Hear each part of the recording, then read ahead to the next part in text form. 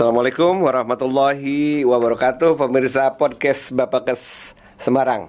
Alhamdulillah kami kehadiran Ibu Kepala Dinas Pemberdayaan Perempuan, Perlindungan Anak, Pengendalian Penduduk dan Keluarga Bencana. Singkatannya adalah P3A PPKB. Beliau adalah Kepala Dinas di Provinsi Provinsi Kalimantan Tengah ya Bu ya? Oh Jawa Tengah. Saya Jawa Tengah. Aduh. Beliau dulu sebetulnya sama profesi dengan kami sebagai Kepala Balai Pelatihan Kesehatan Provinsi Kalimantan Tengah. Alhamdulillah pada hari ini kebetulan sedang berkunjung ke Jawa Tengah.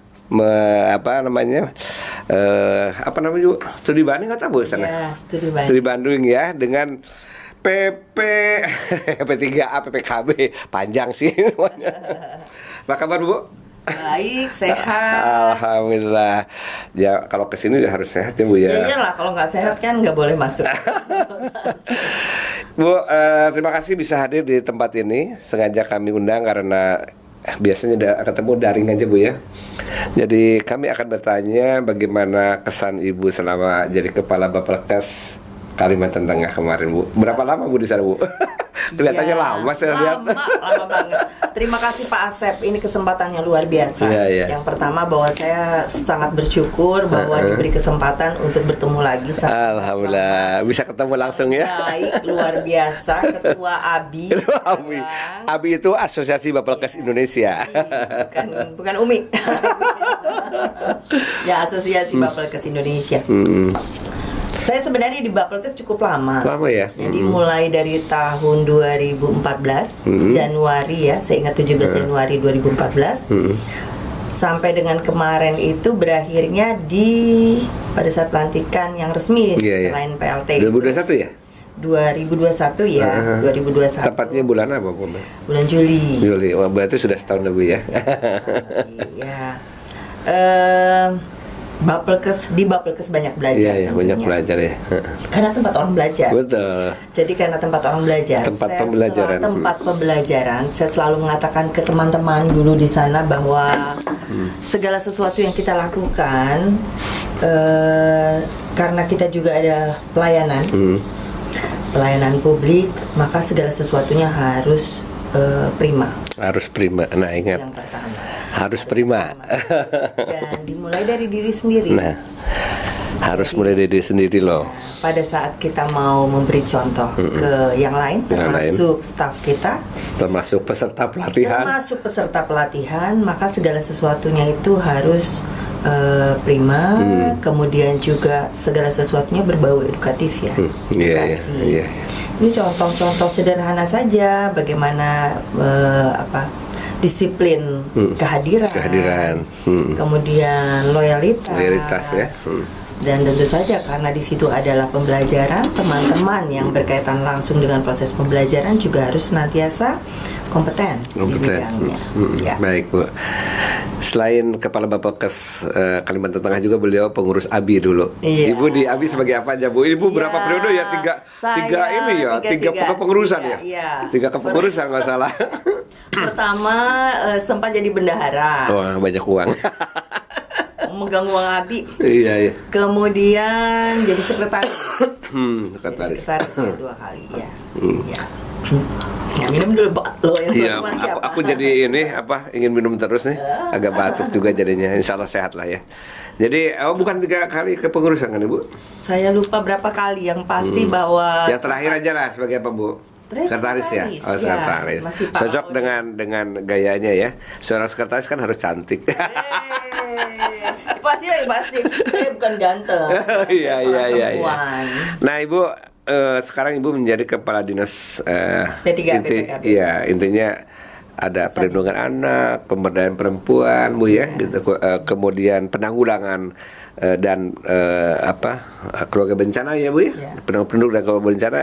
Gimana itu Bu, perpindahan tugas antara sebagai Kepala Balai Pelatihan dengan Kepala Dinas tersebut Bu? Iya, sudah pasti berada di suatu tempat yang baru, dengan suasana kerja yang baru, orang-orangnya baru, tusinya juga berbeda. Saya harus segera menyesuaikan.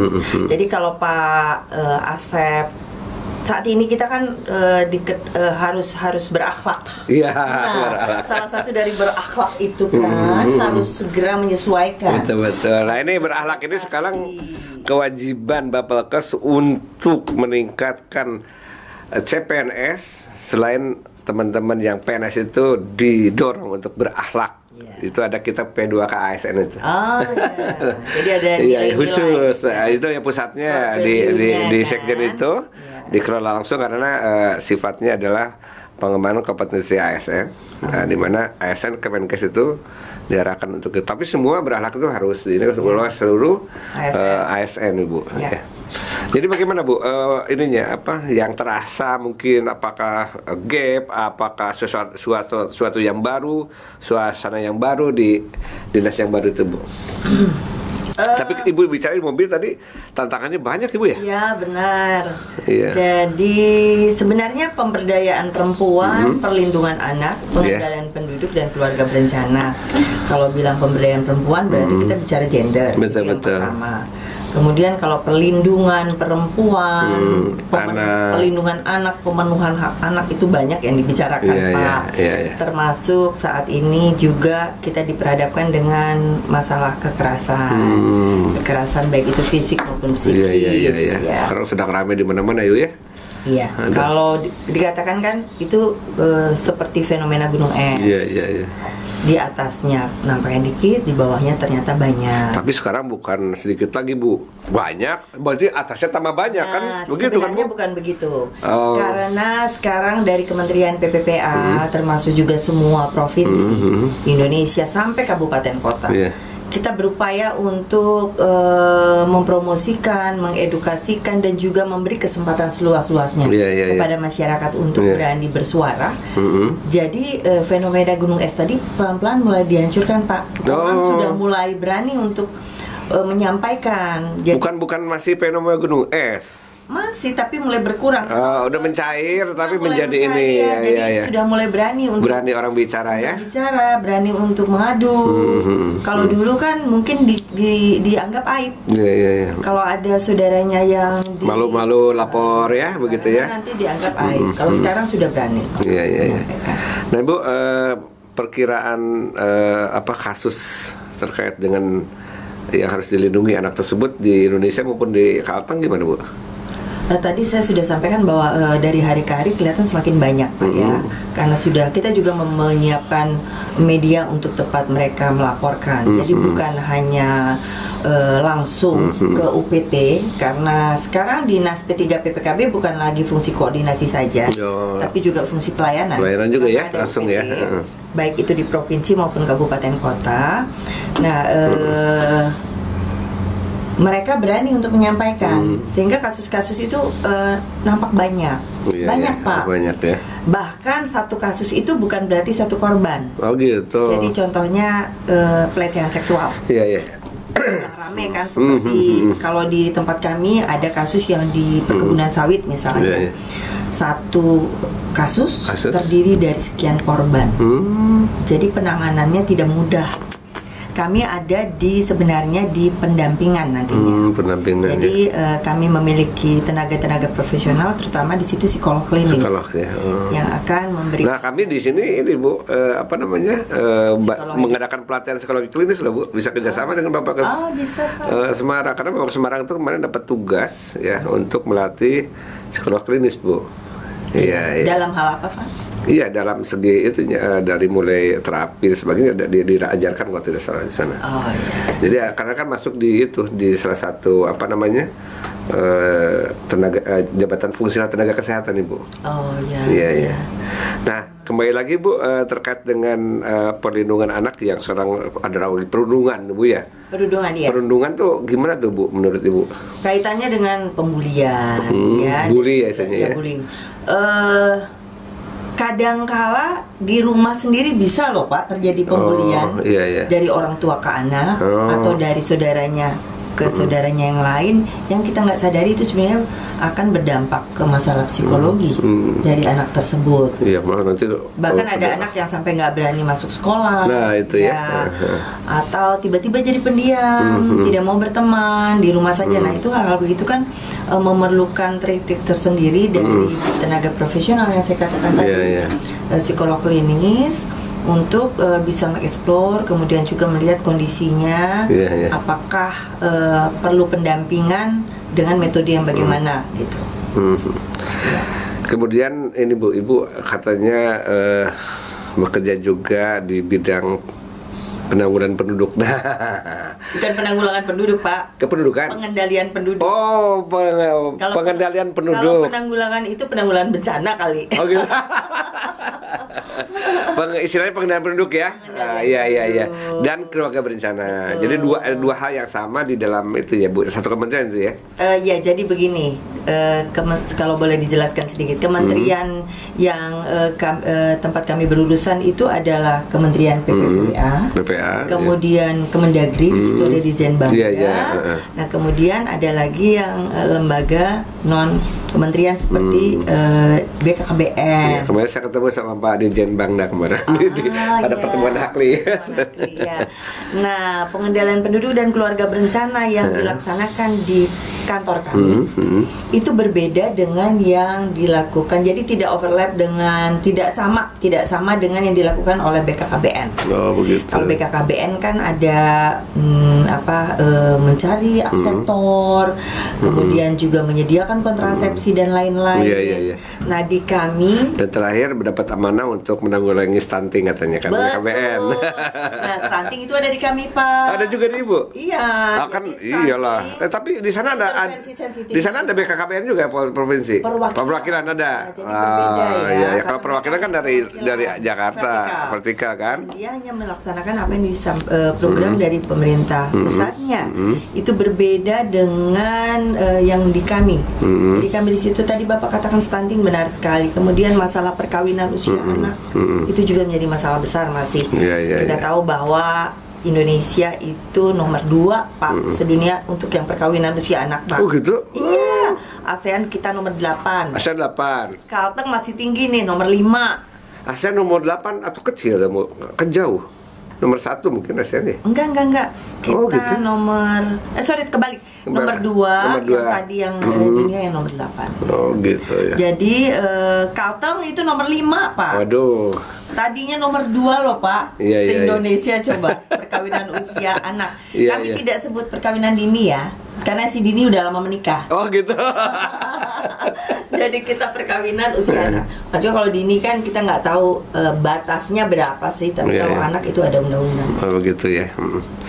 Nah, kalau dihubungkan dengan ini Bu, kejadian-kejadian akhir-akhir ini ya Bu ya, dimana juga mau nikah takut, sudah nikah ribut. Nah itu gimana tuh Bu? Mau nikah takut? Ya kan karena udah ada contoh dari orang tuanya ribut melulu. Oh gitu. Sudah nikahnya orang tuanya memang ribut. Betul. Jadi salah satu juga yang jadi ada tugas ibu juga itu diantaranya. Menjadi harapan kami itu, jadi ada yang disebut pembinaan karakter, pembentukan karakter. Pembentukan karakter itu dimulai dari pola asuh. Anak di keluarga. Jadi sebenarnya keluarga memegang peranan penting di sini, Pak. Untuk ketahanan keluarga yang nanti ujung-ujungnya bangsa itu sebenarnya dimulai dari keluarga. Betul. Kalau keluarga itu berketahanan di segala aspek, pendidikan, kesehatan dan lain-lain, harapannya nanti akan terbentuk apa yang disebut keluarga berkualitas. Keluarga berkualitas ini yang nanti jadi masyarakat Kalau itu Bu ada juga di Kementerian Hukum dan HAM ya untuk ini ya, pembinaan itu ya. Iya, kami bekerja sama. Jadi kalau seperti Kalimantan Tengah, kami mempunyai MOU. Barusan kami penandatangan MOU. Tentang apa itu Bu? Peradilan tindak kekerasan terhadap perempuan. Ya. Jadi antara provinsi yaitu gubernur sebenarnya dari kami ya. Dan OPD lain yang berhubungan dengan hal tersebut, kemudian dengan Polda, dengan banyak sekali dengan Kejati, dengan pengadilan, dengan hukum HAM dan juga Dewan Adat Dayak. Oh gitu. Nah kasus yang menarik dan menjadi sesuatu tantangan buat Ibu terkait dengan hal tersebut apa, Bu? Perkawinan usia anak. Anak, perundungan. Iya, semua menarik sih Pak di situ. Kalau saya tidak anggap yang paling menantang lah gitu. Terakhir ada kasus apa itu, Bu? Kasus maksudnya kasus apa? Yang berkaitan dengan kekerasan. Semua menarik sih Pak. Kalau nggak jadi menarik kita nggak mau mengurus nanti. Gitu. Jadi semua harus kita anggap penting. Bukan menarik, penting lah ya. Harus kita anggap penting. iya. Termasuk tadi masalah stunting. Stunting kami masih di 27%. Padahal kita target Indonesia kan tahun 2024 harus 14. Carlton paling nggak harus 15. Nah kami di tahun 2021 kemarin. Di 2021 itu 27 sampai 2022 nanti kan belum keluar. Jadi kita masih punya PR di 2022, 2023, 2024 harus 15 paling. Tapi target nasional 14 ya? Target nasional 14. Kemudian ada juga yang disebut kabupaten kota layak anak. Itu juga jadi target. Iya. Karena harus konvergensi antara Dinas P3 PPKB dengan OPD-OPD lain yang berkaitan pendidikan, PU, perikutan, lingkungan hidup dan seterusnya. Pernah saya dengar dari salah satu direktur terkait di rumah sakit ya, terkait dengan kekerasan itu ya atau pelecehan seksual dan sebagainya ya. Ini memang cukup memprihatinkan ya Bu ya. Nah harapan Ibu terkait hal ini sebagai penutup daripada podcast di sore hari ini apa? Ternyata ngomongnya kurang waktunya jadi kurang nggak terasa. Udah beberapa menit itu. Harapannya tentu saja. Jadi kalau di Jateng kan ada Jo tuh Ojo kali maksudnya, Jo kawin bocah. Jo kawin bocah. Apa artinya tuh orang Jateng?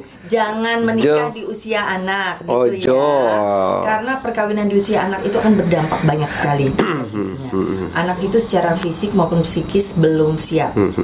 Bayangkan nanti kalau dia anak, nikah, hamil, melahirkan anak lagi. Coba melahirkan anak kayak itu bisa memicu KDRT, bisa memicu perceraian, bisa juga menjadi cikal bakalnya stunting. Jadi berat, negatifnya banyak. Jadi sebagai orang tua terutama, sebagai orang tua mempersiapkan baik-baik. Orang tua itu bukan mempersiapkan masa depan anak-anaknya, tapi orang itu mempersiapkan anaknya untuk siap dirinya menyongsong masa depannya. Jadi stunting, ingat ya, banyak berbagai aspek yang mempengaruhi bagaimana stunting suatu daerah cukup tinggi ya. Dan mungkin terakhir Bu, bagaimana? Tadi terakhir lagi. Kan terakhir tuh belum ada batasnya. Yang ada batasnya di end. Itu Bu yang dapat diperoleh dari kunjungan Ibu ke Jawa Tengah ini Bu. Ya, jadi Pak Asep, sebenarnya kunjungan saya ke sini adalah mendampingi Ketua Tim Penggerak PKK. Ketua PKK, yang berkunjung, mereka studi banding 10 program pokok PKK. 10 pokok PKK. Kebetulan saya juga sebagai bagian dari PKK Provinsi Kalimantan Tengah. Nah, Pokja yang menjadi tugas saya itu kebetulan sangat-sangat berkaitan erat dengan salah satu Pokja PPKB tadi. Nah, sahabat saya yang kader P3 PPKB di sini mengajak bertemu, kemudian kami saling bercerita, share segala macam yang tentunya banyak hal-hal bermanfaat yang saya dapat. Ada titipan sponsor Bu. Gimana kulinernya di Jawa Tengah ini? Kulinernya enak. Karena sampai bingung saya makannya karena semua disiapkan. Begitu. Ya, makanya tadi Pak Asep tanya udah makan apa, semua udah dimasak. Terima kasih loh Pak Asep. Baik, Bapak bisikan peserta, kok jadi peserta ya? Pemirsa podcast Bapak ke Semarang. Demikian diskusi atau wawancara kami dengan Ibu Kepala Dinas ya, yang ujung-ujungnya perlindungan.